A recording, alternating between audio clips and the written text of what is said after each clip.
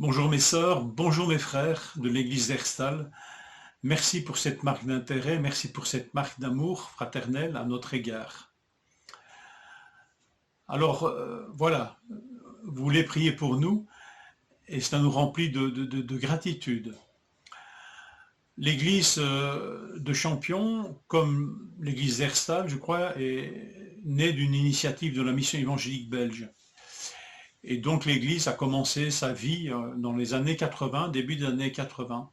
Et moi-même, j'ai commencé mon cheminement avec le Seigneur dans les mêmes années, suite à la même campagne d'évangélisation. Donc ma vie se confond un peu avec celle de l'Église pour l'instant. L'Église a traversé différentes phases, comme toutes les églises. Elle a connu des périodes de croissance et puis des périodes de stagnation.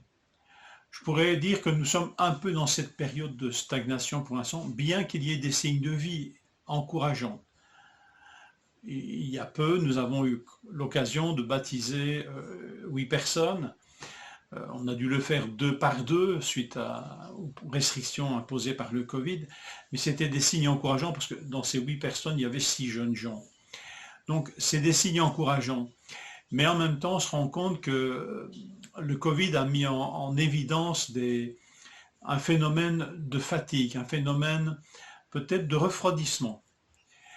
Donc, d'un autre côté,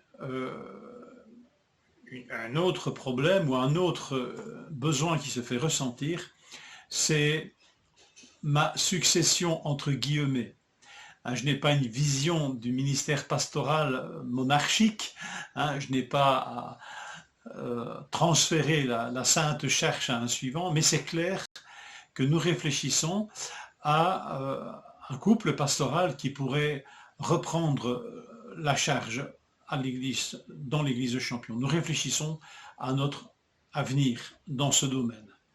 Alors, c'est un premier sujet de prière, prier pour cette succession, prier pour cet avenir dans notre église et notamment au niveau de la charge pastorale. Un deuxième sujet de prière, c'est peut-être prier pour un rafraîchissement dans notre assemblée.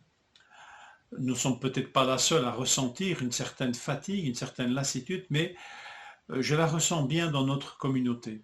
Donc priez afin que le Seigneur nous rafraîchisse, nous renouvelle dans notre consécration, dans nos engagements. Merci de le faire. Et en même temps, je ne manquerai pas de transmettre vos salutations à la communauté de Namur. Que le Seigneur vous bénisse en ce culte, en ce dimanche, dans la célébration de ce culte, que le Seigneur vous bénisse richement.